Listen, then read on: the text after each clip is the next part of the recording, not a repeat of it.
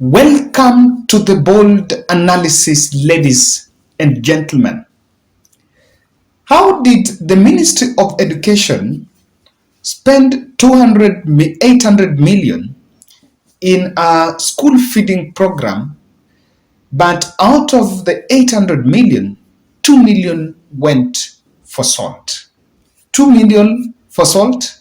It's a very shocking revelation that the Education Committee in the National Assembly is now planning to question Education CS Machogu so that he can actually shed more light on that. But just in the same ministry, I'm not delving with a very important question. Why is government withdrawing services from the people? But honestly, we seem to be laying out good interventions to upscale our taxes, while development projects that we are planning to do as a government, we are borrowing from the foreign nations. So what is the value of the tax? In this video, I want us to look at what President Ruto is simply not getting right, and maybe the economic advisory team that is working with him may be the biggest undoing in this government. Kindly subscribe to our channel, click the notification bell, and also like our video. I want to continue saying thank you for those who support our channel, those who share. I take every feedback very constructive. I just want us to look at these latest developments. Some 2 weeks ago, MOE, Minister of Education, was in the spotlight over a statement that came from Education CS that there were plans for government to stop funding public universities with the taxpayers' money, saying that the institutions should generate their income. And I think it was misunderstood. What they said was that the per capita, or rather what the government is paying per student is going to be paid, but development money, which public universities do not have such a big potential compared to the private universities, because again, there is a regulation to what extent the fees they can charge, and of course they're regulated. So compared to the parallel universities, they were better. And to that extent, we were trying to withdraw some service.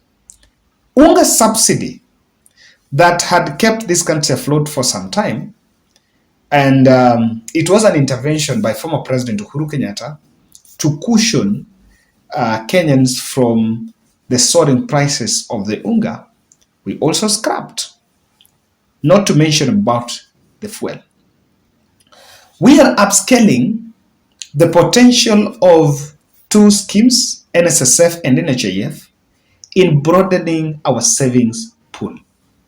And President Ruto have a very ambitious plan to make sure that we can broaden our tax base, we can have a very good, huge saving pool by urging Kenyans to save money, and through that, maybe in the long run, in the long run, we'll be in a position to stop the borrowing and the foreign borrowing, so that we can use our money locally or do domestic borrowing. Which I want to believe that what is saved, maybe government will be taking, do their the projects, then they repay back. So that is the plan. But now we are withdrawing more services, and this is the worry. From the Ministry of Education, the latest is that government is also planning to stop subsidy, 2023 subsidy, that they were paying to schools. And this was introduced after COVID-19. And of course, after COVID-19, the calendar was a bit disrupted. So because instead of students going for 39 weeks, they were going for 30 weeks per semester, or rather per term. I think in secondary school, it's per term. So this is what has been reviewed, the new curriculum, the new circular that has been released, that students in national extra county schools, mostly these are boarding schools, will pay 53,000 up from 45,000. They have added 8,000. they were paying 45. Those children in public secondary schools outside the towns of Nairobi, Mombasa, Kisumu, Nakuru, Nyeri, Thika, Eldoret will be forced to pay 40,000 instead of 35. For theirs has been increased by 5,000.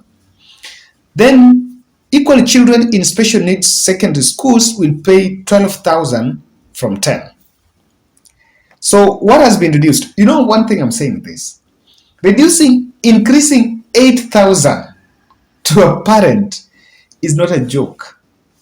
This is what someone needs to look at.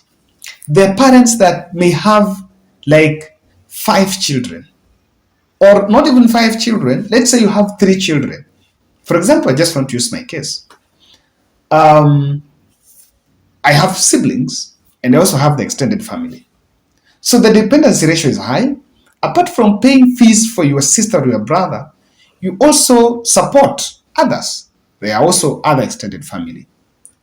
What I'm simply saying is you can find a situation where someone who is earning 100,000 or around 150,000 is paying fees for 4 students. But now each you've added another 8,000. This means that this person have another burden of 32,000. Look at it. Even if it's going for loan to pay, because many people also finance education by loans. How is it going to be? So we are not seeing, and I think I wanted to get this. What government was paying that has been reduced, and that is what has really brought my attention to this. The subsidy ended by government entails a 19,000 for boarding equipment and stores, and a top grant of 12,000 to cater for assertive devices and any other additional personnel needed. In short, the amount that government was paying to these schools in terms of the subsidy was 31,000.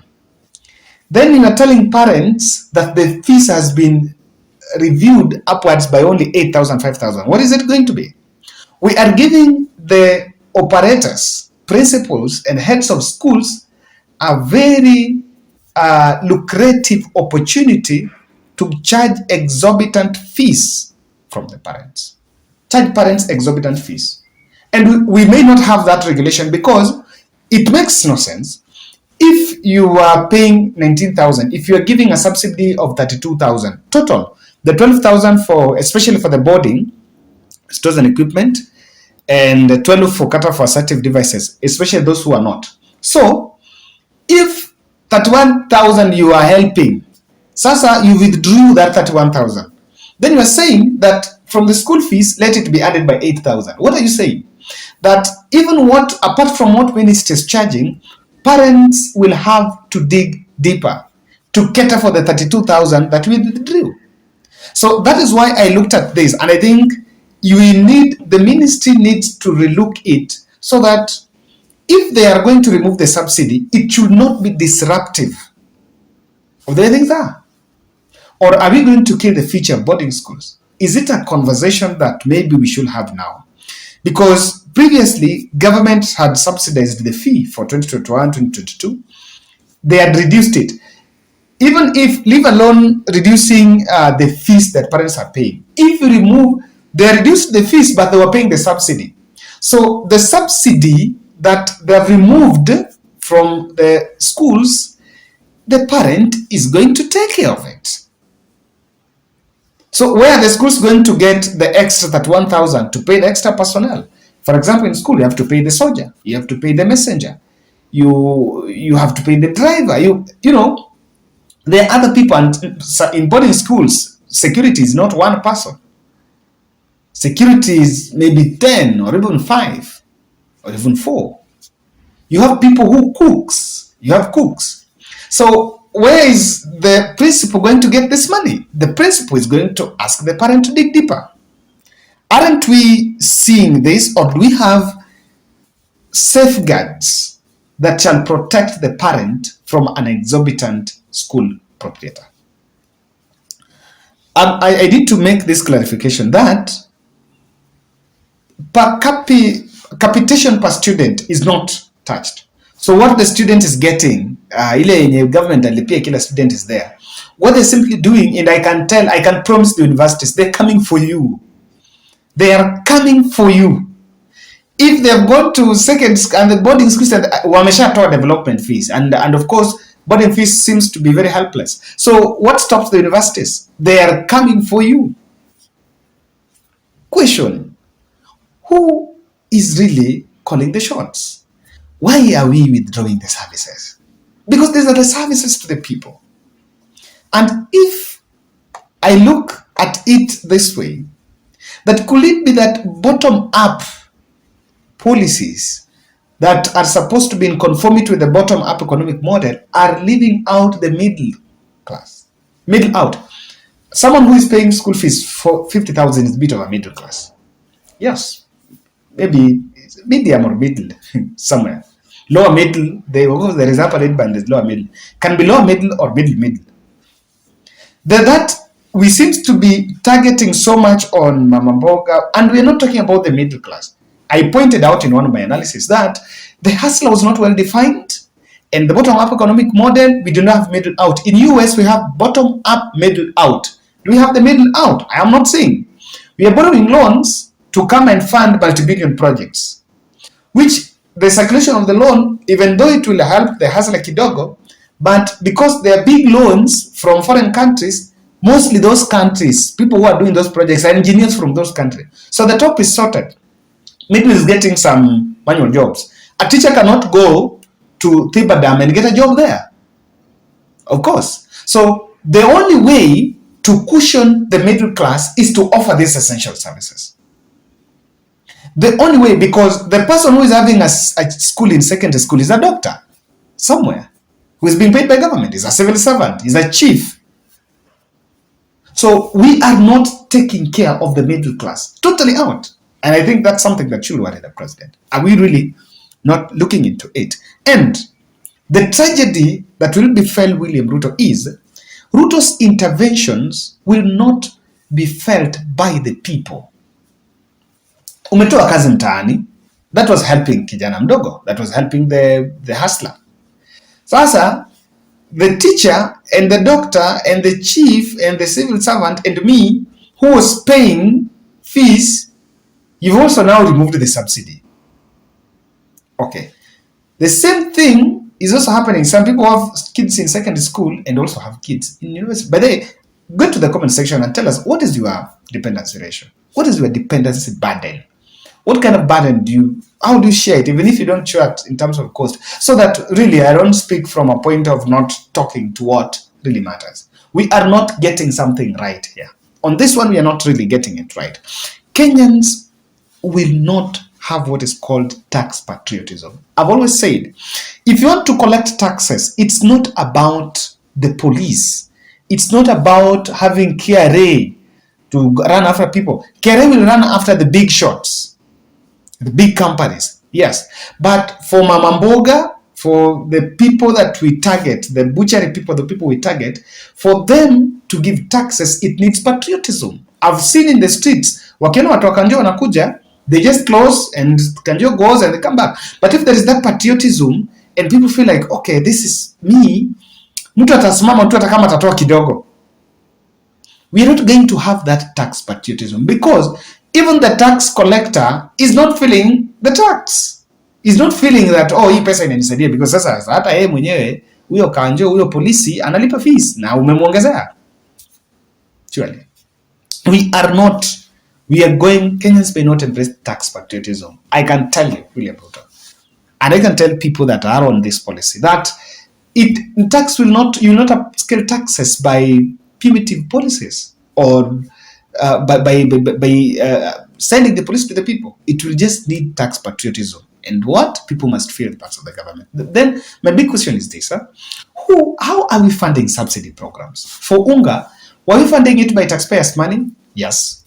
For the grants and the education grants, were they from donors or locally from our taxes? If it is from donors, then you need to tell the parents that the donor who was supporting that program is no longer supporting. And if it is from the tax, you just explain what has so happened to the tax that now it can't be done. Or where are we taking the subsidy money? It's something is not simply adding up. If it will be so wrong, if we want to withdraw these subsidies, and the money that we are getting from the subsidy funds, we are simply using them to cover our recurrent expenditure. You rather reduce people's salaries, but do the subsidies. Because subsidy is going to help everyone. Reduce salary ya watu, or don't increase their salaries. What don't reduce? Just keep the salary constant and do the subsidies. Then borrow and do your programs. What stops you from that? By the way, I don't think it's urgent to handle the economy. Just handle the cost of living. And the cost of living is not about the price of unga. It is about also the social incentives, the social aspect. It's not limited to reducing the price of unga. That's my take. I don't know what you think, guys. But then, talk to us about, let's talk education. What's your burden in terms of education? And how do you think this is going to affect? So, because this is a voice that should be heard.